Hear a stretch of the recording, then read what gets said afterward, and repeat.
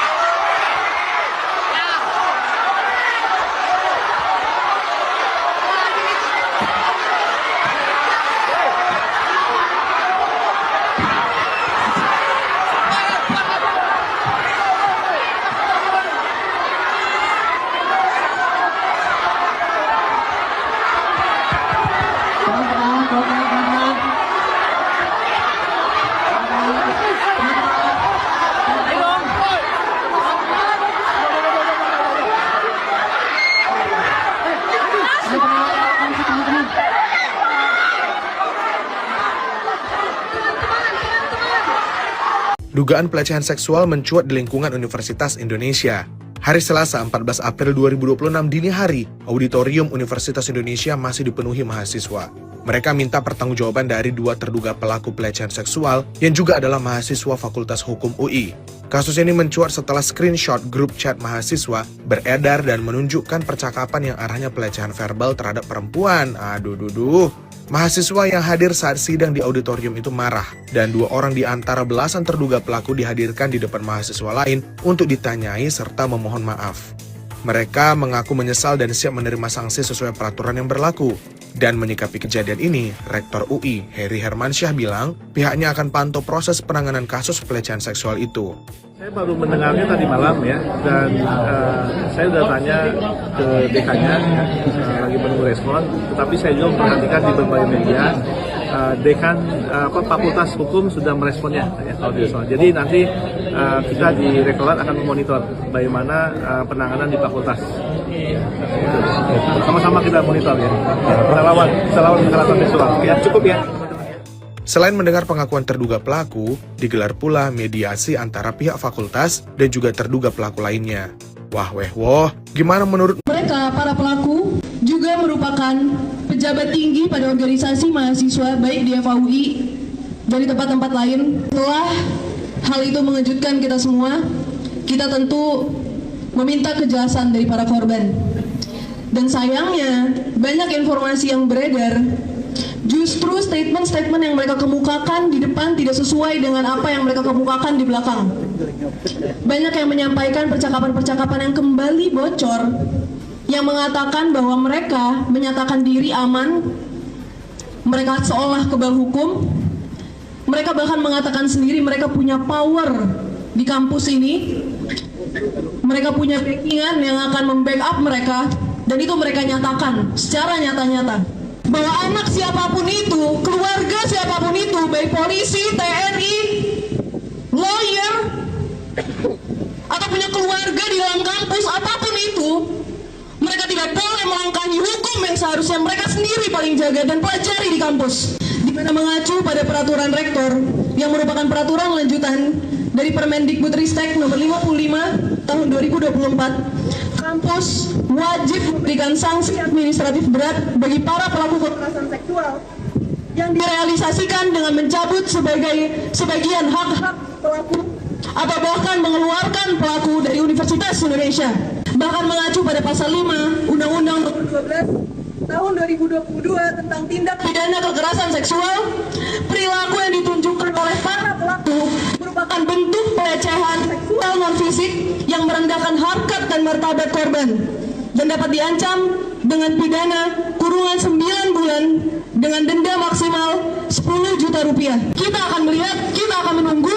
Di sini UI harus menunjukkan apakah dia bisa mempertahankan integritas kampusnya, nilai-nilai kampusnya, atau dia membiarkan dirinya dilecehkan juga oleh mahasiswa yang terang-terangan merendahkan kampus, sistem kampus, hukum yang ada di kampus dan di Indonesia. Mendesak Dewan Guru Besar Universitas Indonesia agar segera menggelar sidang etik untuk mengadili 16 pelaku kekerasan seksual secara transparan dan akuntabel. Mendesak Dewan Guru Besar Universitas Indonesia agar mengeluarkan rekomendasi resmi kepada Rektor UI untuk menghentikan status kemahasiswaan pelaku kekerasan seksual secara permanen atau para korban sudah mengetahui mereka dilecehkan dari tahun 2025. Jadi saya rasa kita semua bisa bayangkan bagaimana rasanya mereka dari tahun 2025 setiap kali masuk ke kampus, setiap kali masuk kelas mereka tahu kapanpun para pelaku itu bisa membicarakan mereka, melecehkan mereka di depan hadapan mereka sendiri dengan sarana yang mereka bilang sebagai grup privat tersebut. Dari mulai Lebaran tahun ini, di mana beberapa korban yang sudah tidak kuat akhirnya mencoba untuk mencari bantuan, dan ini sangat-sangat tidak mudah untuk korban. Kenapa? Karena di sini pelaku ada 16 orang, mereka semua memiliki jabatan di kampus. Korban merasa apabila ini dinaikkan pada waktu itu, apakah mungkin masyarakat akan menilai bahwasannya ini adalah hal yang sangat wajar, ini adalah hal yang lumrah dilakukan, dan korban malah akan didiskreditkan. Dan jujur itu terjadi juga. Walaupun saya merasa juga hampir semua masyarakat mendukung, tutup, ada beberapa pihak-pihak yang masih mendiskreditkan perjuangan para korban, yang menyatakan bahwasannya ini semua lebay, ini semua terlalu berlebihan. Dan saya harap untuk pihak-pihak tersebut merenungkan kembali kalimat-kalimat itu, untuk berhenti mencari tahu siapa korbannya, berhenti mencari tahu bagaimana chat itu bisa menyebar, berhenti mencari tahu siapa cepunya, gimana cerita itu bisa menyebar. Itu tidak penting.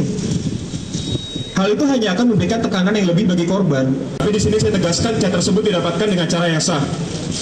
Tidak ada tekanan, tidak ada pengancaman.